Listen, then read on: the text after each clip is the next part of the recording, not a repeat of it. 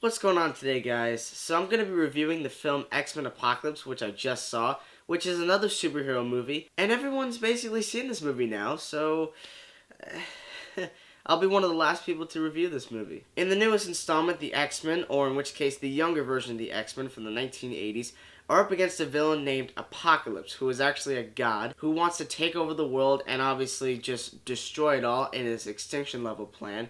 And they, of course, must unite in order to stop him. However, they soon begin to discover that Apocalypse is way more powerful than they might have thought, because he's not only the first mutant, he not only has 4 Horsemen, who basically are his allegiance, but he's way more powerful than basically any of them could have ever imagined, or any of them in general. Now, I'm going to be real with you guys. I'm not really a fan of the X-Men that much.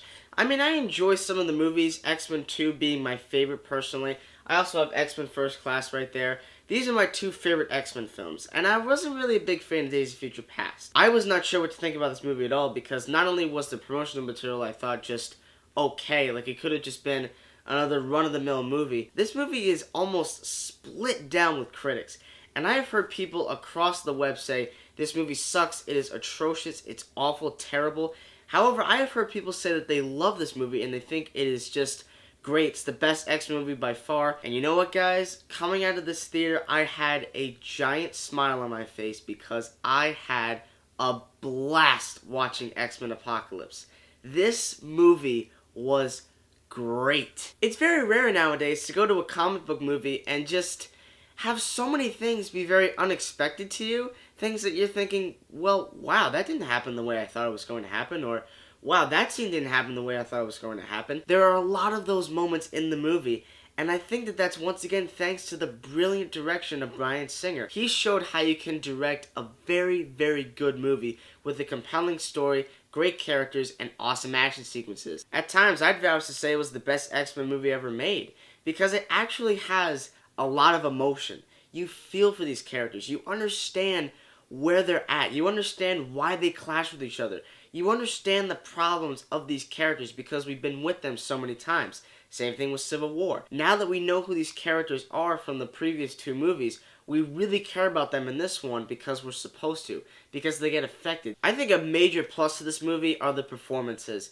There are so many great young actors and actresses in this movie. It is fantastic. Jennifer Lawrence's Mystique is just fantastic. There's an opening scene with her at a cage fight that once you see the movie, you'll know exactly why I love that sequence. James McAvoy just knocked it out of the park as Charles Xavier. He really portrays a young Patrick Stewart in a fantastic way. But I think out of these 3, Michael Fassbender still remains to be my favorite. He's a very conflicted character in this movie, and we find out that he actually has a family and a life. And I just think that his character goes through so many changes that when stuff actually does happen to him, you absolutely feel the emotional and physical impacts that this character goes through throughout the entirety of the film. The action sequences, oh man, the action in this movie is directed so well. It's so swift. There's none of that high frame rate, quick cut editing crap that we've seen in so many movies this year. Now, I cannot go any further without talking about the 3 young leads. Sophie Turner plays Jean Grey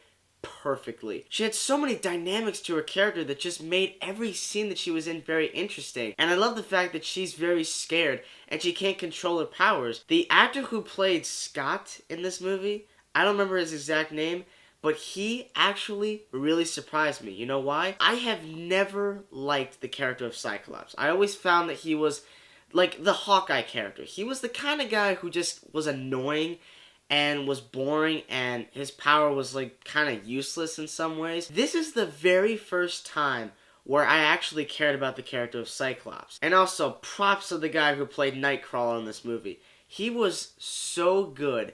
I mean, he just was a cool character, and I've always loved his ability to just teleport from one place to another. It's the kind of power that I definitely would want to have if I was a superhero. If this is where the franchise is going with the younger leading actors, they chose the 3 right people to do it, because I would love to see a solo movie with just these 3 characters. Now let's talk about Olivia Munn in this film. Yeah, she was actually very good.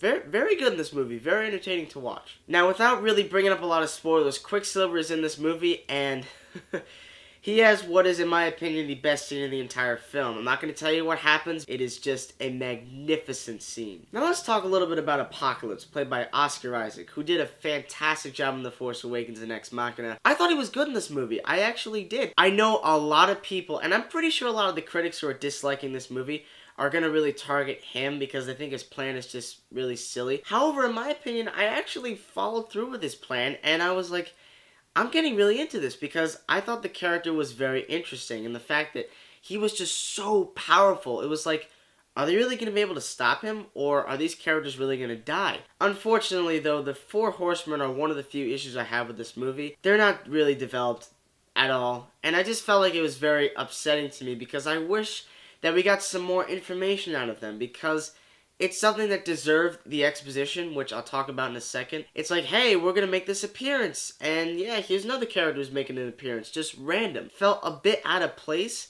Took me out of the movie a couple of times. There's a scene in the movie where Charles ends up going to the office of Rose Byrne's character, but this scene is just dedicated to giving out the nice, friendly exposition to the audience. It was basically her sitting behind a desk and just giving them all the information, and it's just telling them exactly what they need to know. That happened twice in this movie, but that's the first time and the more spoiler-free one. And finally, another issue I have with this movie is that I feel like they should have had more time to explain a few things. Now, I understand that beforehand with the exposition stuff, that's one thing. There's a lot of things that happen in the X-Men films that I just never really got. And a lot of the time it felt like something Han Solo called the techno-babble mumbo-jumbo. Things that I'm like, it's just a little too technical for me to really understand that. And they once again played that in this movie. There are some things that were a little bit too technical for me to really, understand fully. This is very surprising to me because I've never really been a big fan of the X-Men at all, as I stated before. But the fact that I just found myself invested throughout the entirety of the film really meant something. The writing is great, I love the direction, I love the action, and I love the characters. I just loved it, guys. This movie is definitely great.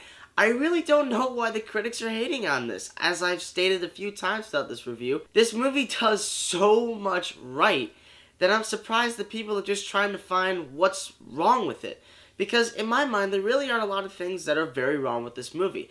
And I observed this movie critically because, as I stated before, I'm not really a fan of the X-Men. So I went into this movie with a very unbiased opinion, and I thought it was just great. So putting the lack of some character development aside and some expositional scenes, I had a blast watching this movie, guys.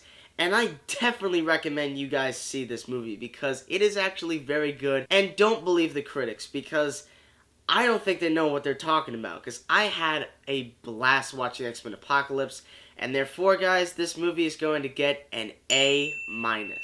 So what did you guys think about X-Men Apocalypse? I'd love to hear those comments, so send them in the comment section below.